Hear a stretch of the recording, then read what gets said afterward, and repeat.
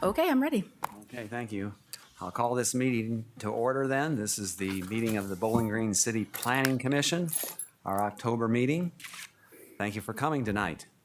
Heather, you want to call the roll, please? Yes, Mr. Body? Here. Ms. Broadwell? Ms. Ennis? Yes, here. Mr. McCumber? Here. Mr. Phillips? Mr. Remus? Ms. Sleek? Here. Mr. Spittler? And last but not least, Mr. Stalter. Here. Okay, thank you. As you can see, we've got the bare minimum tonight, a quorum of 5 people. Quite unusual for us, but the other 4 people all had other commitments and obligations, and we look forward to seeing them next month. Next, we'll approve the minutes, hopefully. You had the minutes of the last meeting distributed to you before this meeting. Are there any corrections or additions or deletions to those minutes? No. No? Well, then the minutes are approved as distributed. Next is lobby visitation. Lobby visitation is the opportunity to address the commission on any topic that is not on tonight's agenda. They're small in numbers out there, but is there anyone out there that would like to address the commission? Bill, anything? Thanks for all the work you do. Oh, nice. Thank you. All righty, I'll close Right lobby back at ya. visitation and we will move into the next item on our agenda. We've got a public hearing tonight on a rezoning request for 1.57 acres located on South Dunbridge Road, north of 815 South Dunbridge Road, and identified as parcel number B07-511-28000000200002 from A1 agricultural zoning classification to IE innovation and employment zoning classification. Applicant Ryan A. Rothenbuehler, agent, on behalf of Vicky L. Frobos, property owner. Just to sort of clarify for everyone, we had an item on our agenda last month that involved the same property owner and almost the same size property where she owns adjoining properties on South Dunbridge Road. And the other parcel, which was, like I say, almost the same size as this one, was being annexed into the city. And we approved a recommendation to City Council to do that. And now City Council is dealing with that annexation. This is the property just to the south of the the would-be annexed property. And this is already within the city limits, but Ms. Frobos would like a change in the zoning classification because she wants to move her veterinary practice to that location. Since it is a public hearing, Heather, do you have a staff report for us? Yes, so the full report's in your packet, so I'll just highlight a few things. As you stated, it's a 1.57 acre parcel, just one parcel. It's just north of 815 South Dunbridge Road. Ryan Rothenbuehler is the agent on behalf of the property owner Vicky L. Frobos. All the procedure requirements for the hearing have been met, which includes being advertised in the newspaper of general circulation. It includes sending letters to the adjoining property owners, and then, of course, posting a sign at the property. I gave you a copy of the existing zoning classification, which would be agricultural A1, proposed as innovation and employment zone IE. Gave you a copy of those standards. I also gave you a copy of the use chart, which shows what is permitted uses and conditional uses within the IE, and compared that to the existing A1. I also gave you the proposed use, which was in the application submitted as it would fall under animal services, as the chairperson mentioned. Public improvements are available, which include, public utilities. West side of South Dunbridge Road is a 24-inch sanitary sewer and a 16-inch water line. Electric is also available on the west side of Dunbridge, and a storm sewer is not available, but there is a small swale on the east side of South Dunbridge, and sidewalks are not present, but of course, as you know, those would be a requirement with any new development. As far as traffic, there's nothing to evaluate this time, but anything requested would fall under the access management policies and guidelines. I gave you a copy of the adjacent zoning, which is labeled as Exhibit A in your packet. It's also on the screen for your convenience. So to the west of the property is zoned I-1 institutional and A1 agricultural, which would be in Center Township, a portion of that. To the north is Center Township, and that is zoned A1 agricultural also, And additionally, Bob also already mentioned that the northern parcel is going through annexation, and you had already recommended the IE zoning for that. To the east is partly in Center Township and zoned agricultural, and partly zoned IE Innovation and Employment Zone, and that is owned by Hartung Brothers, used as a pickle plant. And then same to the south is zoned IE, which is also owned by Hartung, with one additional vacant parcel that's undeveloped. As far as the staff recommendation, we do recommend approval of the request. And of course, as usual, we look at the 7 Bowling Green principles, the future land use map, the Bowling Green community intention statement, and then this property is actually outside the community action plan, so I don't obviously review that because it's not applicable. So I go into section 1, I look at all the principles and compare those to the request. The future land use map, which I show you on page 12 and 13. This does fit within that purple area, which is light manufacturing assembly, including service and commercial, so it does fit into that map. So essentially, that's why we give the positive recommendation. It meets most of the principles that are applicable. The Bowling Green intention statement, the land use plan again, and it really is the same as zoning to the south. I also give you pictures of the site, including the required sign that was posted. I use pictometry to show you some different views of the property. Of course, not much to see, it's just agricultural right now. And then again, a copy of the map, and then a copy of the application.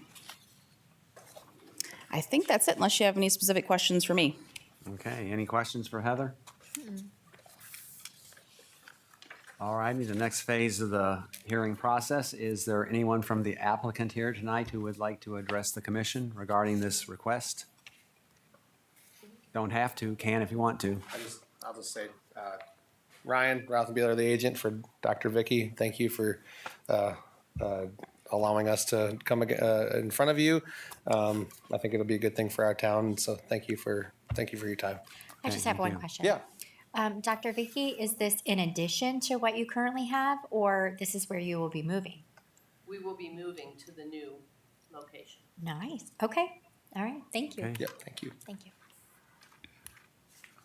Okay, with that, the next phase is to ask if anyone from the public would like to comment on this request. Seeing no one, we can discuss the item ourselves before we vote on it. Seems pretty straightforward to me, and having recommended the annexation to city council with the IE zoning, I certainly don't see why we would do anything different here. Right. I would definitely say yes. that we I don't either.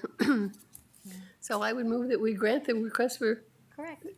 variance. Okay, move to recommend to city council that we agree to the requested rezoning. This is a recommendation to city council. Correct. All right. I second that, I guess. if- You Had got it. second with Erica. And Heather, you want to call the roll, please? Absolutely. Ms. Ennis? Yes, Mr. McCumber? Yes. Ms. Sleek? Yes. Mr. Stalter? Yes. Mr. Bati? Yes. Okay, the motion passes 5-0.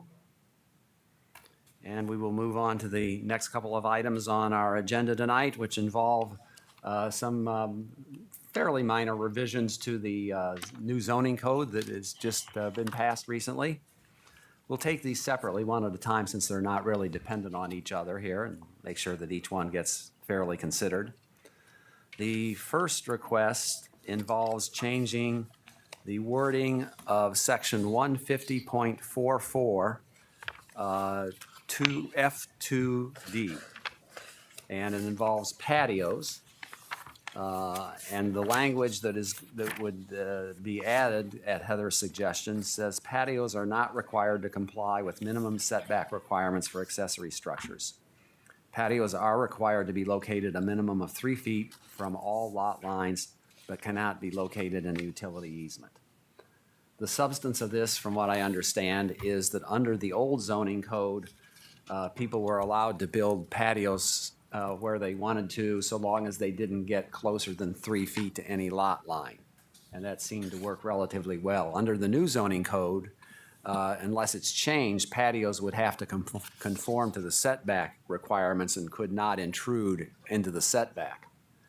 And that's causing some problems and does not seem like a good set of circumstances to Heather, so she's recommended this change, which essentially would then allow the patios so long as they're not any closer than 3 feet to any lot line. So just to remain the same, correct? To remain the same as what we had Correct. before the new zoning code. Yes, Yeah. I definitely agree. Okay, so Heather, do you have anything else to tell us about that?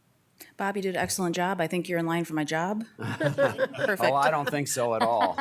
You probably don't want it, Bob. I'd rather be Speaker of the House.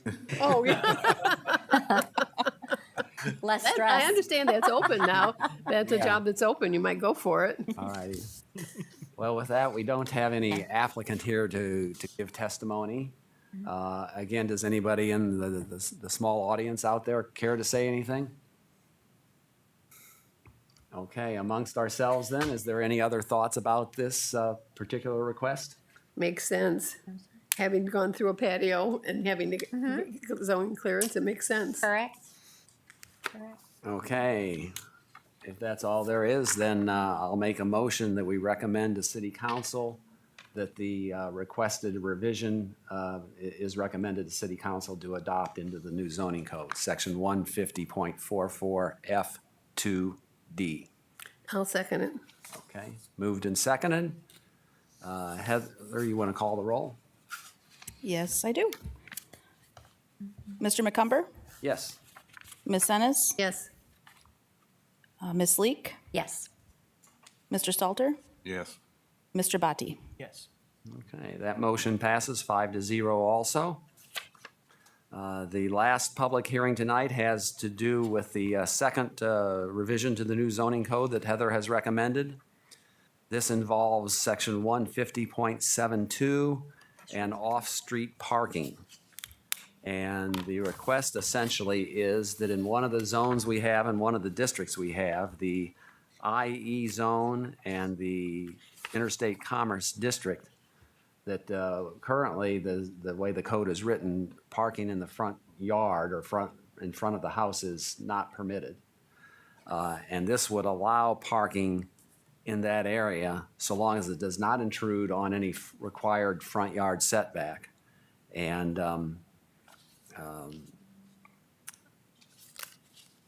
let's see, what else? Is there anything else that it needs to do? Just, it only applies to those two districts or zones. And I think that's about it. Heather, you have anything to add? Am I forgetting Yeah, something? no, again, Bob, excellent job. You clearly read my memo and memorized it. The only other caveat I would say is that I still have concerns with the commercial district, but since there is a zero, basically a zero setback, I didn't know how to handle that one yet. So I do think in the future, commercial will be an issue. If, you have a larger big box store, they tend to want to go quite a ways back. A lot of Main Street and Worcester Street is zone commercial. So I do have concerns in the future, but these were my immediate concerns that I knew basically is causing some conflict, and I really wanted to clean those up. So I'm just putting it out there that I understand commercial and why we don't want parking lots all over the front, but these two districts especially needed to be addressed right away. Okay. Okay. Again, anybody in the audience with any comments? And then for my colleagues on the commission here, what does everybody think? I think she's right. Agreed. Do you know what was the reason of putting it this way in the zone, by zone code? Like, why did they not allow it? So I think in my conversation with them that they felt like the intent of the community was to eliminate parking lots in the front. In my secondary talks with them, they said they agree that it does seem pretty extreme, especially with the innovation and employment zone, because you do normally see large factories or industrial uses off the road quite a ways. They don't really want to build up to the front yard setback and put their parking lot behind the building. And there's a lot of reasons why, which I tried to lay out here. So they did also see an issue with vehicular access ways. It seems nearly impossible not to have a vehicular access way, especially in any type of commercial or industrial use that would not go in front of the building. That's probably something that we also need to clean up because we still leave that in all the other zones and districts. So, but again, these were my two primary districts to deal with. I think there was just a lot of focus on one area of the zoning code when it was updated, and I think, some of this stuff just, you got so focused on one thing, not the whole thing, and when you go to apply something, it is totally different. Visually, you read this and try to, look in your head and what it would look like, but you don't, it's hard to fit every parameter to a site plan until you get a site plan. And I do this all day, so I look and go, oh gee, I wish we didn't do that. But, you don't always know what you're doing until you get a site plan and it's real world in your office and you try to apply everything. And like we discussed before, like you'll continue to bring that up to us, like every time that you run into something like that, yeah. Correct? Absolutely. Yep. I have a list going and Yes, again, I try to prioritize, what's most important, and correct, yeah. this item That's definitely job was. security for us and for the zoning board, right? Yes, it is. Well, it certainly seems to me we've got I think it's a 130-page new zoning code. It shouldn't be the expectation that it's going to be perfect at the first try at it. So Absolutely. there's no reason to be critical of the fact that it wasn't perfect the first time. It's just normal that things pop up that you find out and you decide what needs to have something done about it. And this seems like a perfectly, normal action and reaction to what you're experiencing. And I know I'm personally in favor of it. So I'll make the motion that we recommend to City Council that the changes that you've recommended that we have in front of us on section 150.72A be adopted into the new zoning code. I'll second it. Okay, you want to call the roll, Heather? Absolutely. Mr. Batti? Yes. Mr. Stalter? Yes. Ms. Leek? Yes, Mr. McCumber? Yes. Ms. Ennis? Yes. Okay, motion passes 5-0. Now we move on to the reports. Judy, you have something from the ZBA for I us? do. On September 13th, we met and we had 2 variance requests. The first one was Sarah Chambers, on behalf of the Black Swamp Players, has requested a variance to allow the use of an 8-foot by 12-foot, which would be 96 square feet, wall sign at 115 East Oak Street, which would exceed the maximum allowable sign size of 77.4 square feet in the CB Central Business District. That request for variance was granted. The next one was Mike and Tracy Brunell, 516 McKinley Drive, requested a variance to allow the expansion of the existing driveway, expanded an additional 14 feet to the north, which would encroach 3 feet into the 3-foot setback to the side property line to the north and is greater than the maximum driveway width allowed, exceeds the width of the garage. This was already done and in place. After some conversation, we did find out that the contractor has done this before, has not gotten all the necessary variances to do the work. So we granted this request for variance because actually it was not the homeowner's fault. They had asked and they were assured that they had everything necessary. The president of city council was at that meeting, and I believe Mr. Harold was at that meeting also. And we asked that maybe this is something that they could look into if there's a constant repeating of not getting permits from contractors. And it always falls back onto the homeowners, and they're always met with the additional expense of trying to correct it when they have asked and have done business with a reputable contractor. who is this reputable contractor? I'm not going to give the name right now. Wasn't it public record? It would be if you looked at if you wanted to read this. Oh, That was the zoning board report. Okay, thank you, Judy. Heather, do you have anything for us tonight? I do.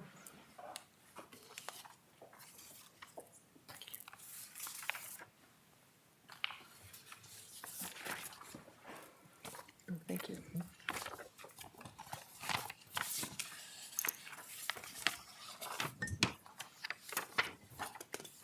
Okay, so I do have extra copies up here if anybody wants any. I also forgot to mention there's extra packets if anybody wants any. So as far as permits, we are down a little bit right now. So far we've had 284 zoning permits compared to 291 at this time last year.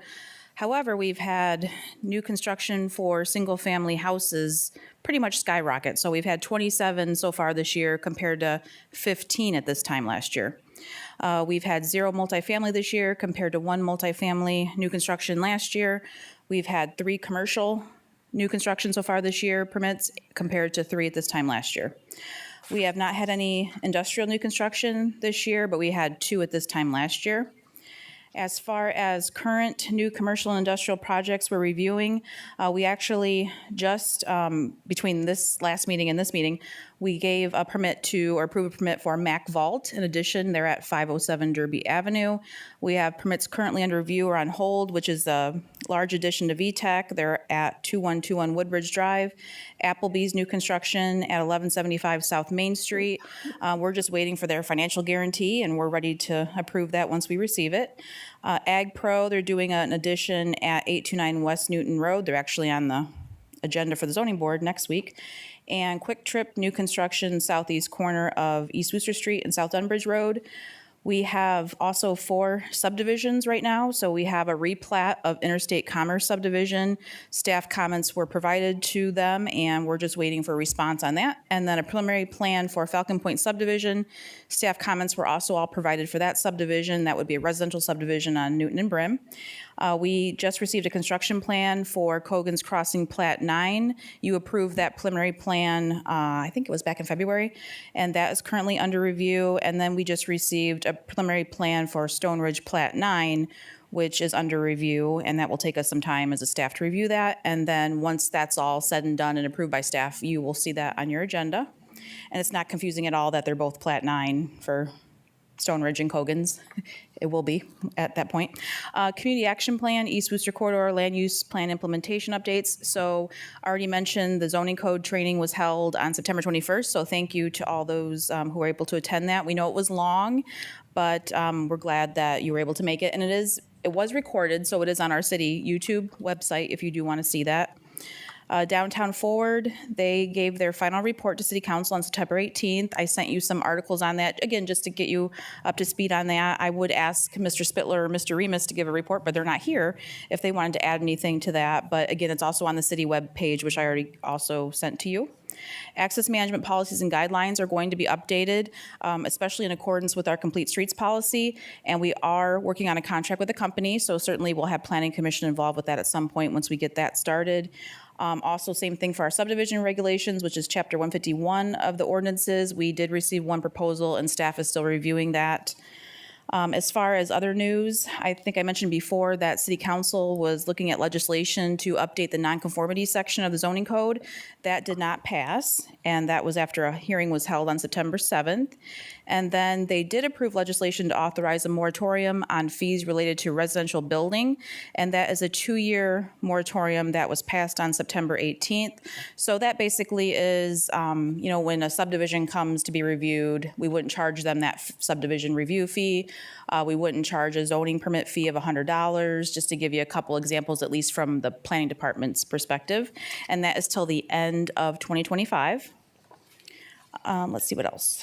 That is not something I need to report on with the census. But the Historic Preservation Commission, I think I mentioned before, but just a reminder, they're co-sponsoring a building doctor program through the State Historic Preservation Office. That is October 19th in this room at 7 p.m. and is for anybody that owns a historic building. They are so impressed by our attendance. We already have over 30 people that signed up for the workshop. They said they've never had such a great response that quickly. And then they will be doing the building doctors 10 site visits that Friday, October 20th.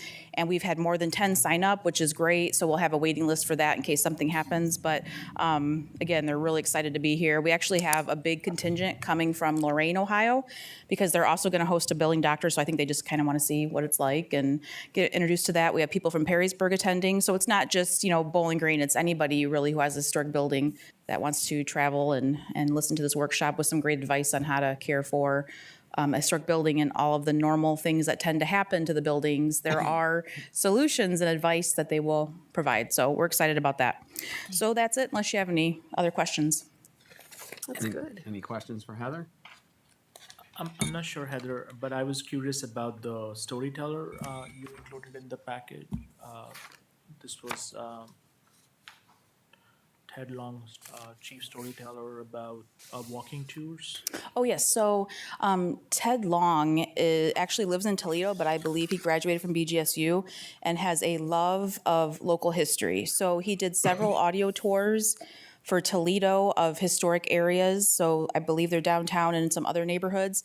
And so since he graduated from BGSU, as a lot of people that fall in love with our town when they're here for college, he wanted to do an audio tour for Bowling Green. So he has 2 audio tours on an app that he did for our downtown. I think he broke it up into maybe north and south, but the app is $5.99, and it's not to pay him. It's actually for the app to host his application that he did. And I have heard by our Historic Preservation Commission that it's an absolute fabulous tour of the downtown. So you just literally pay for the app. It's on your phone forever, so you can do it whenever you want to. You can sit in a coffee shop and listen to it, or you can actually walk with it in your hand. And it's very intuitive to where you're at, and it's really fascinating, they've told me. So I would encourage anybody who wants to do that to partake in that. And it really is a great introduction to our historical signage that we're adding to the downtown here that we're already planning, and it hopefully is installed by April, but that's a huge project, but it's great timing with that audio tour and then, again, the signage program. Okay, thank you, Heather. Anything else for the good of the order tonight? We have a motion to adjourn. So moved. Judy, I'll second it. Everybody voted 5-0 for it. Heather?